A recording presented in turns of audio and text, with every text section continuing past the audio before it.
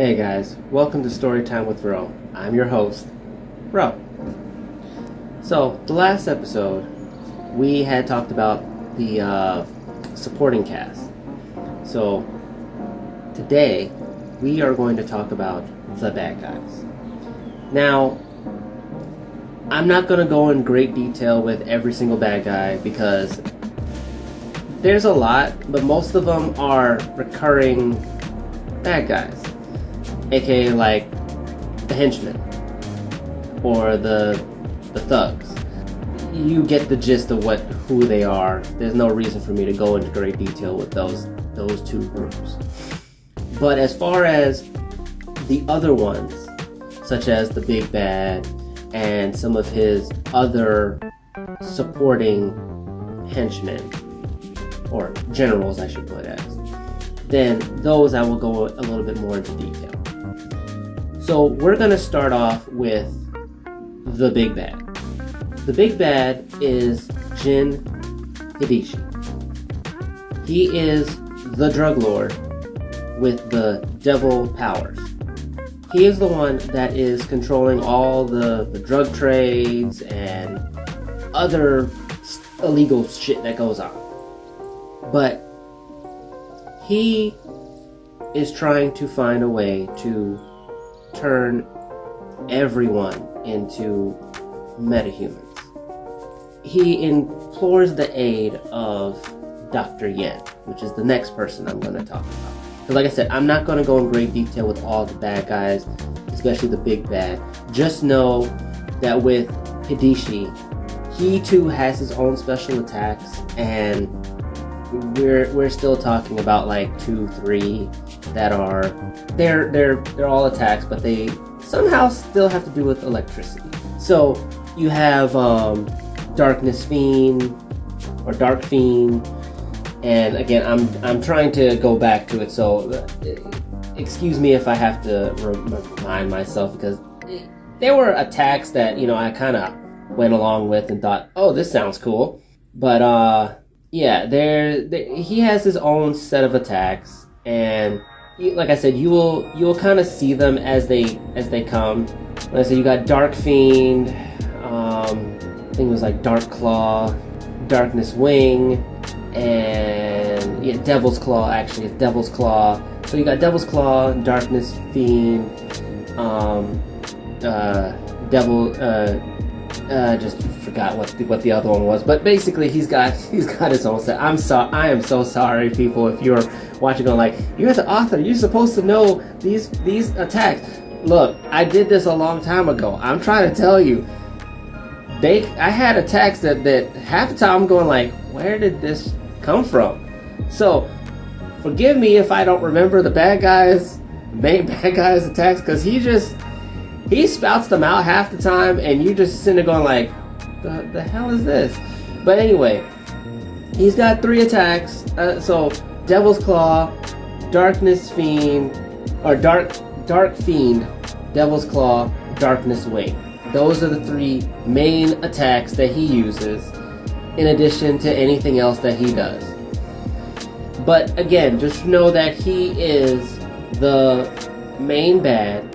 His whole purpose is trying to turn the entire world into metahumans.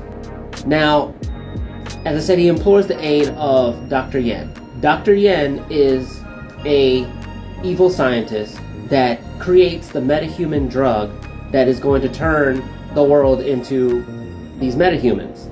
To do this, he has been creating metahumans through these drugs that he has, and he actually created several types of metahumans that will in a sense become the henchmen to Hideshi, but they're steps above the goons, the actual henchmen, and the street thugs. So you have his first group of metahumans that he created, called the Metamorphic 5, and their names are Big C, Rampage, Gyro, Flameboy, and Sparks.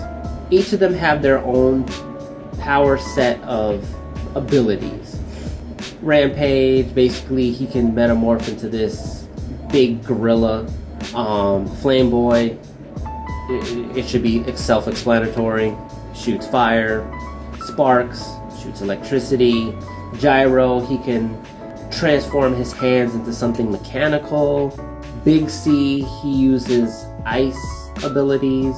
So these are the first generals that Mark, Andrew, and Shanta have to deal with before they can move on to the next stage. Now, mind you, they've already been fighting Hidishi's lower henchmen and the street thugs, so meeting the Metamorphic Five gave them this reality check that they needed to, train and actually get stronger.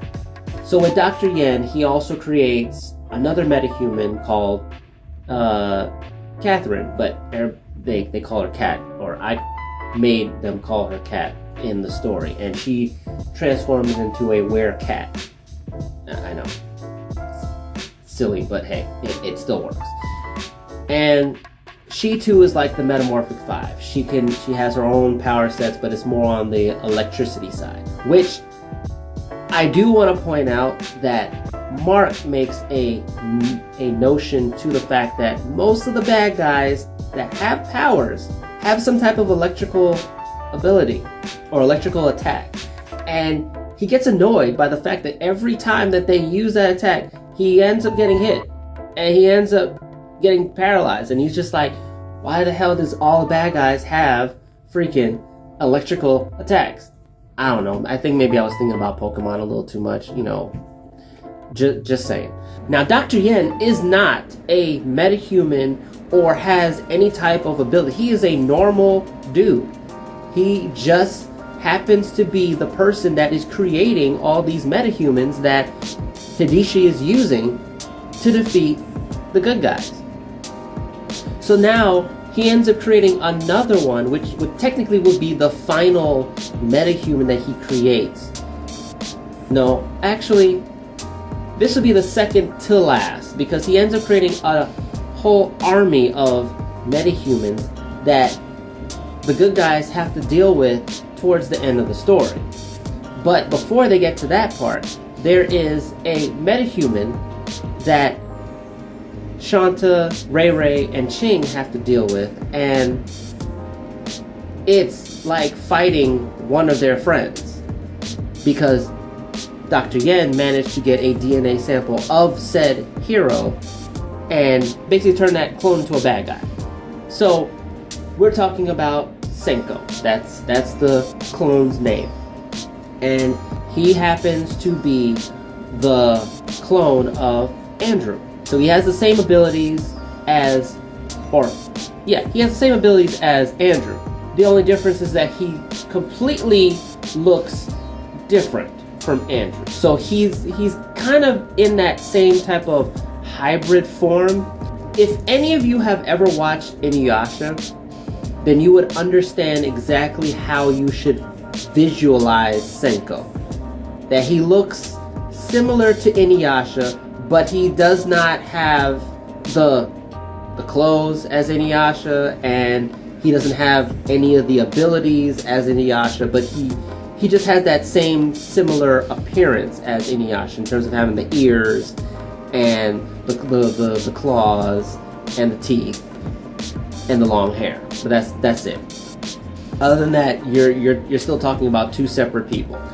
Then we get to the final group of metahumans, which I just call them the metahuman army, because this is the last ditch effort that Dr. Yen does to try to achieve victory with Hidishi's plan. However, this metahuman army is basically a mixture of like elemental metahumans and speedster metahumans.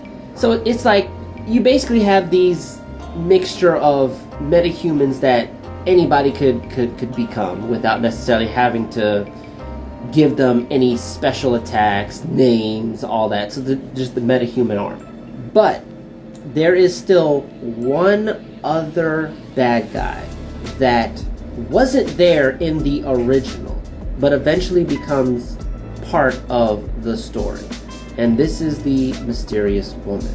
The mysterious woman only appears twice in the story, and her role is to help Hideshi achieve victory. But she also sees Hideshi as an expendable person.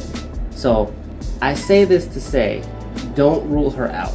She is someone that you need to pay close attention to as you get into my other books. She's only just mentioned as the mysterious woman, but she is part of the story. And you will get to know more about her as you read the other stories. So I hope that all of this that I have said to you in these short videos have helped you, or at least made you want to read this story and read the future stories. So again, like and subscribe to my channel as I continue talking about all my other stories as I am writing them or as they become published. But also, please support my books by picking them up, reading them, and giving a review. Just let me know what you think about them. And if there's things that you think I may need to change and whatnot, still let me know. As the author, I want to know what my fans think. And I don't want anyone to feel like I am above them or anything like that. I truly support my fans, and I do want you to enjoy the experience of what I'm writing. And I've heard the fans that like my Beast of the Bronx characters. So that's why this book series is mostly about them. So hopefully I will do you guys justice and create a well-written book series based off of these characters. Again, thank you for the support. Thank you for listening to me talk about my story. And hopefully you guys will hear from me about the next story, which is going to be a collab with a dear friend of mine. And she has wanted to write a story with me, and this is the one story that it's a semi-continuation of Beast of the Bronx, but it's from a different angle. It's from the bad guys' angle and what they're doing in order to get to where the Beast of the Bronx characters have to step up and reunite once again to take care of the big bad, who they still don't know who the real big bad is. But until next time, holla.